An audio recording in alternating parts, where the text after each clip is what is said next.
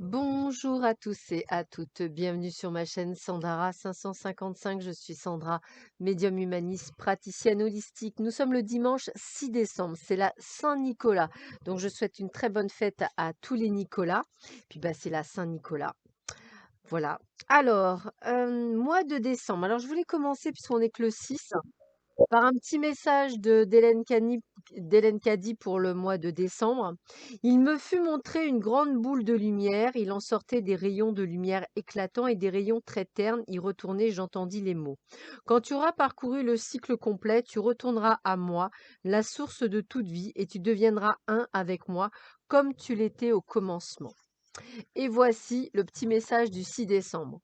Ne laisse ni la fierté intellectuelle ni les idées préconçues, les opinions et les préjugés fermer et barrer le chemin.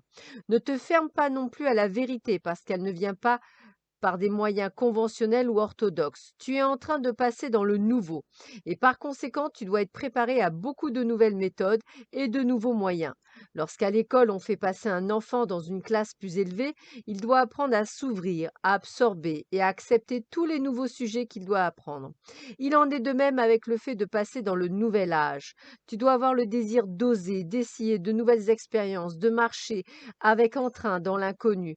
Tu dois même être désireux de faire des erreurs et d'apprendre à travers ces erreurs, sachant que tout en faisant cela, tu grandiras sans cesse en sagesse, connaissance et compréhension.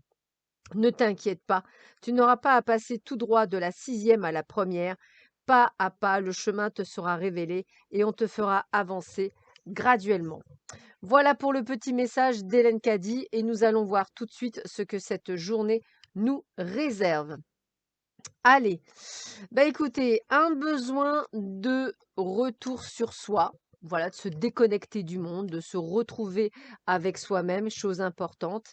Laissez partir votre ex, le temps est venu, hein, de purifier votre énergie. Alors peut-être que cet isolement va vous permettre d'avoir une sorte de, je dirais, de prise de conscience, de besoin de réfléchir.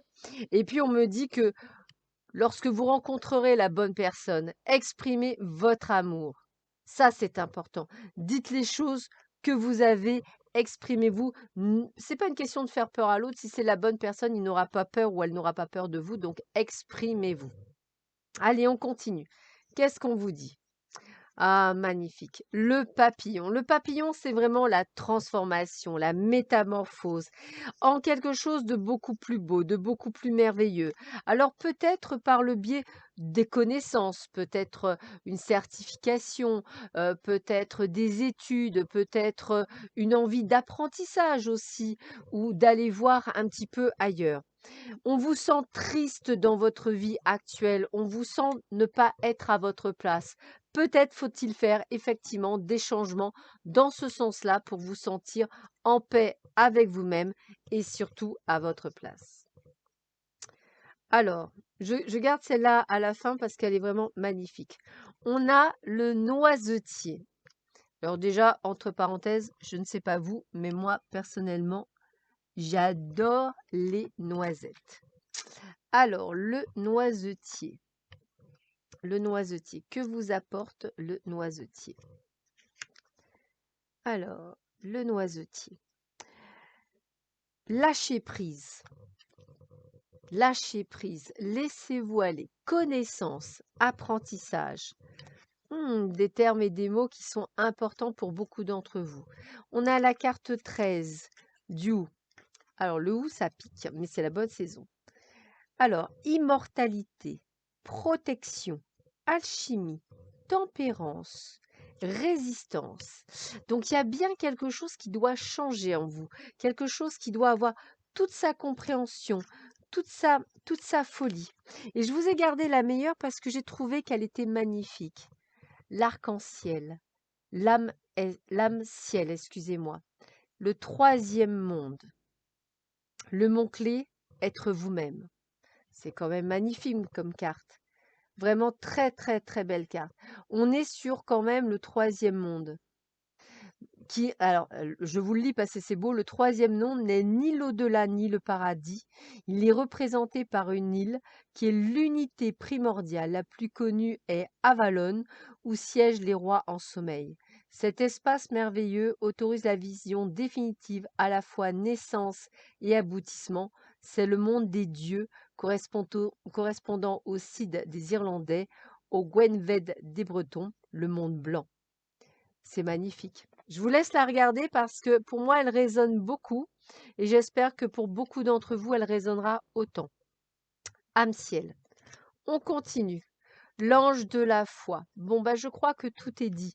L'ange de la foi, c'est vraiment croire en vous, croire en fait que toutes les choses arrivent pour quelque chose. Souvent, c'est ce que je dis aux gens, c'est pas parce que ça n'arrive pas quand vous, vous avez décidé que ça devait arriver. Peut-être que l'univers a un meilleur timing pour vous. Peut-être que ce que vous considérez être le bon moment ne l'est absolument pas. Et c'est clair que quand on est après, dans le après que c'est arrivé, on se dit, oulala, mais c'est vrai, heureusement que c'est pas arrivé à ce moment-là, parce que j'aurais perdu ou j'aurais pas été à ma place ou je n'aurais pas pu, on va dire, mettre les choses en place telles que je l'ai fait. On pense être prêt, on ne l'est pas, sachez-le. L'univers fait les choses en temps et en heure, donc l'ange de la foi, c'est d'y croire. Instaurer le calme, mon pouvoir est issu d'un silence majestueux. Il faut savoir que le lâcher-prise, ce n'est pas de se dire bah, je m'en fiche royalement. Le lâcher-prise, c'est instaurer le calme en soi et savoir que l'univers, avec le l'ange de la foi, c'est exactement ça, est tout est parfait. Même dans son imperfection, tout est parfait. Donc en un mot, même quand on a des problèmes, même quand on a des soucis, même quand on passe par des tragédies, même quand c'est malheureusement le bon timing, le bon moment pour l'univers. Pas pour vous, bien sûr, mais pour l'univers, c'est le bon timing. Voilà. On continue. Un petit message. Quel est le message pour vous? Alors, un peu de lecture pour vous cultiver. Ah, elles sont tellement épaisses que je croyais qu'il y en avait deux. Alors, c'est marrant parce que je vous ai parlé de connaissances tout à l'heure, hein. Ce que vous cherchez à comprendre se trouve dans un livre. Bon, bah, comme quoi je dis pas que des bêtises. L'expérience des uns fait le bonheur des autres. Suivez la trace des gens qui sont passés par le même chemin que vous. Sachez profiter de leur savoir. Une personne servira d'intermédiaire à votre ange gardien. Elle vous proposera le titre d'un ouvrage. Procurez-vous-le. Voilà un bon moyen d'obtenir plein de réponses à vos questions. Apprentissage, connaissance, lecture, échange. Allez, on finit avec Goethe qui nous dit: «On peut aussi bâtir quelque chose de beau avec les pierres qui entravent le chemin». Magnifique, hein. On peut aussi bâtir quelque chose de beau avec les pierres qui entravent le chemin. Et puis pour mon yogiti du matin, c'est: «L'amour mène à la compassion». L'amour mène à la compassion. Sur ces magnifiques paroles, je vous souhaite à tous et à toutes un bon dimanche. Profitez bien, je vous embrasse très fort et je vous dis à bientôt. Prenez soin de vous. Au revoir.